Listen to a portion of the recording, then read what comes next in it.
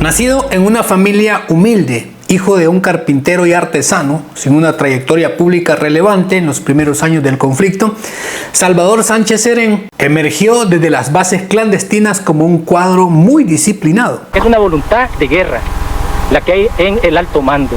Es una voluntad de darle una cobertura política a la guerra en El Salvador. Eso sí que es cierto, compadre. Guerrillero nacido en El Salvador. No.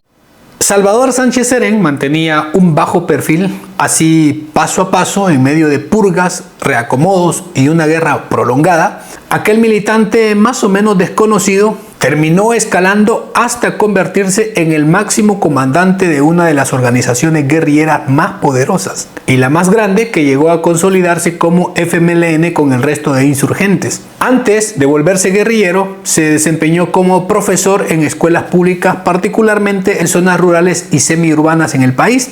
Junto a los orígenes de sindicatos de maestros comenzó su activismo magisterial, espacios que posteriormente sirvieron como semillero para su evolución orgánica con los movimientos revolucionarios, que posteriormente se convertirían en una guerrilla armada. Para el año de 1972, ya integrado plenamente en la estructura guerrillera, Salvador Sánchez Serén abandonó su identidad civil y adoptó el alias de Leonel González, su nombre de guerrillero, bajo el cual se incorporó formalmente a las Fuerzas Populares de Liberación, FPL. Está en discusión en El Salvador. Es un problema complejo. Tiene a su base una injusticia social y económica. La crisis en El Salvador tiene a su base la injerencia directa, cada vez más descarada, de los Estados Unidos en el problema salvadoreño. Y uno de los señalamientos más graves que persigue la figura de Sánchez Serén en su etapa como comandante guerrillero es precisamente la tolerancia y consentimiento frente a masacres internas ejecutadas principalmente por Mayo Cibrián, allá en el Pará Central, donde docenas, dicen cientos de combatientes y colaboradores fueron eliminados sin juicio, sin garantías, acusados de infiltración bajo criterios arbitrarios y paranoicos. La violencia escaló durante meses hasta volverse insostenible, no por una reacción ética de la comandancia, sino porque los propios subordinados ya no pudieron ocultar ni justificar aquellas atrocidades. Leonel, cuando le hacían saber de los abusos de Mayo Cibrián, no decía nada, solo que él era su amigo y que lo hiciera, que podía darle de baja a quien quería. Cuando todo se salió por completo de control, solo entonces se intervino, cuando el daño ya estaba hecho y la arbitrariedad ya había quedado expuesta. En ese tramo sangriento y oscuro, la pasividad de Leonel González pesa como una omisión histórica y muchos testimonios de la época lo han señalado también a él directamente. El silencio del mando frente al terror interno terminó siendo para muchos la forma más cruel de avalar esa situación. Por cierto, hasta ya pusimos una demanda en la fiscalía para que se investigue a Leonel, a Milton, a la Rebeca, a todos. Después de la guerra, que me di cuenta que mi hermano fue asesinado por los mismos mandos de la FPL, yo dije que no iba a descansar. Y ojalá que la ley lo mande Mariona. Pero no es justo que todos los criminales del FMLN sigan gozando de impunidad, porque hoy le tienen miedo a la cárcel y hoy más que tienen plata.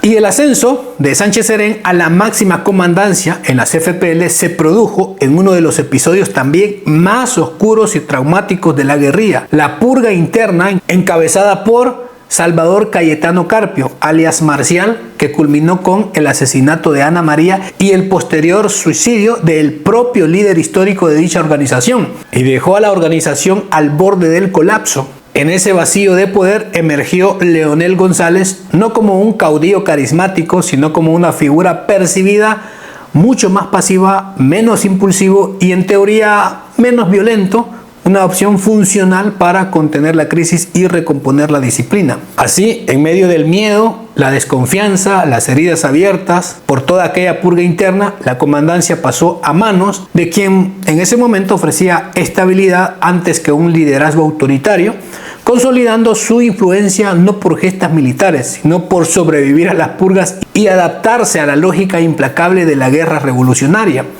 Tras asumir la comandancia, Leonel González no fue una figura transitoria ni decorativa.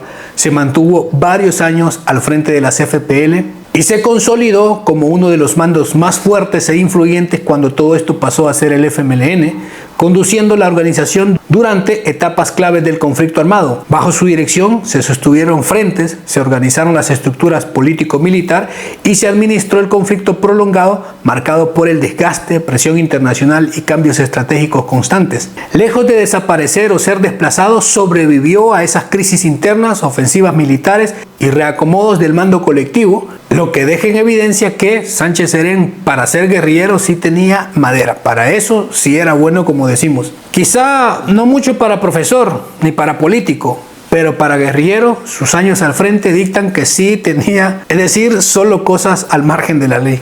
Y ya en la fase final del conflicto, Leonel González pasó del mando militar a la mesa política y se convirtió en uno de los dirigentes del partido FMLN, que participó directamente en las negociaciones de paz, integrando la delegación de diálogo con el gobierno de Cristiane y la mediación internacional. Su firma quedó estampada en los acuerdos de paz del 92, sellando el tránsito de la insurgencia armada hacia la legalidad política. Aquel acto marcó el cierre de una etapa de guerra y el inicio de otra, en la que el FMLN abandonó la lucha armada para transformarse en partido político, llevando a la arena institucional a quienes durante años habían dirigido la confrontación desde la clandestinidad. En enero del año 2016, durante un acto oficial conmemorativo de los acuerdos de paz, Salvador Sánchez Serén, ya como presidente de El Salvador, pidió perdón en nombre del Estado a las víctimas del conflicto civil por las pérdidas de vidas humanas que sufrió ese país, y anunció programas de indemnización para sobrevivientes y familiares de los afectados. Una lectura crítica de ese gesto señala la tensa contradicción entre la solicitud pública de perdón y la responsabilidad histórica de quien, siendo uno de los máximos mandos de la insurgencia, nunca detuvo ni evitó la pérdida de vidas dentro de sus propias filas guerrilleras. Contra miles de familias salvadoreñas durante el conflicto, a quienes se les vulneró el derecho a su integridad, a la libertad personal y a la vida. Como comandante general de las Fuerzas Armadas, pido perdón a las víctimas, a sus familiares, y les reafirmo mi compromiso que hechos como esos jamás se repetirán en nuestra historia. Para muchos analistas y testigos, el acto de pedir perdón no abordó la complejidad de las omisiones y decisiones del pasado, donde líderes como Sánchez Serén enfrentaron serios cuestionamientos sobre su inacción frente a semejantes purgas internas y la incapacidad de proteger a combatientes y civiles por igual, lo que hace que su culpa se lea para algunos como insuficiente o parcial frente al legado completo del sufrimiento del conflicto de la gente que no debía nada.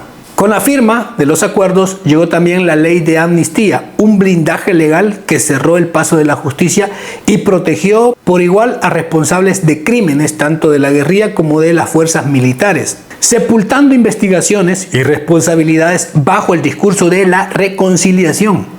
En ese nuevo escenario, Salvador Sánchez Serén dejó las armas y dio el salto a la política partidaria, logrando con el FMLN que en el año 2000 se convirtiera en diputado de la República. Esa etapa casi borrada por la memoria pública por su escasa relevancia y bajo impacto legislativo, y lo más impactante es que fue diputado casi 9 años en las sombras. Paradójicamente, quien había sido comandante en la guerrilla pasó sin sobresaltos por el Parlamento, amparado por una amnistía que garantizó el silencio, olvido y continuidad política. Tras años de derrotas electorales, el Frente optó por una jugada pragmática: postular a Mauricio Funes, un periodista sin pasado guerrillero, como un candidato presidencial, buscando ampliar su base electoral y suavizar la imagen ante el electorado, aún marcado hasta esos años por el conflicto. En esa fórmula, Sánchez Serén fue colocado como candidato a la vicepresidencia, una decisión orientada más a revivirlo políticamente y preparar el terreno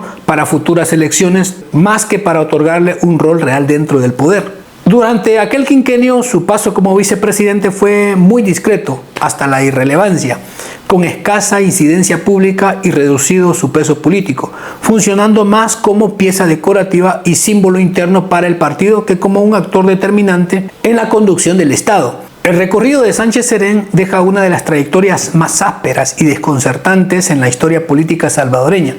Un guerrillero de bajo perfil, señalado por omisiones graves y tolerancia frente a violencias y purgas internas, sin carisma obviamente, sin oratoria y sin aprecio amplio popular, que aún así logró sobrevivir a las purgas, al conflicto, a las transiciones.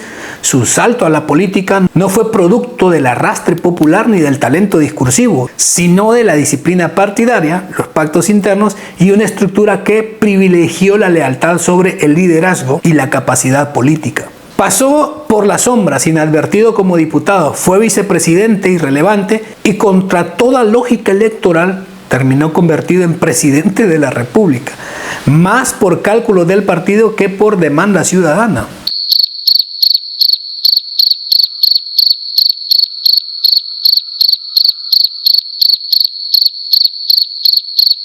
Su caso ilustra cómo en El Salvador la historia reciente permitió que figuras sin brillo democráticos ni responsabilidad plena asumida por su pasado armado alcanzaran el máximo poder del Estado, no por convicción popular, sino por inercia política, conveniencia partidaria. Y pues de su periodo presidencial ya hay un video en este canal completo, puede ir a revisarlo, las estadísticas, porque está comprobado que Sánchez Serén fue tan fiel a su estilo que gobernó exactamente como hizo carrera, en silencio, en las sombras, en el desastre. Tan invisible fue su mandato que muchos salvadoreños se enteraron de que había sido presidente solo por el desastre y cuando ya se había ido. Y como buen personaje de bajo perfil, cerró su ciclo como lo empezó, sin despedidas, sin discursos, huyendo rumbo a Nicaragua, confirmando que no fue un presidente de la República, sino un fantasma administrativo con escolta. Y bueno, deje sus valoraciones en los comentarios sobre el perfil del comandante Leonel Salvador Sánchez Serén, que, contra toda lógica y pronóstico, llegó a la presidencia de la República. Muchas gracias por apoyar el contenido, cuídense mucho, nos vemos, hasta la próxima.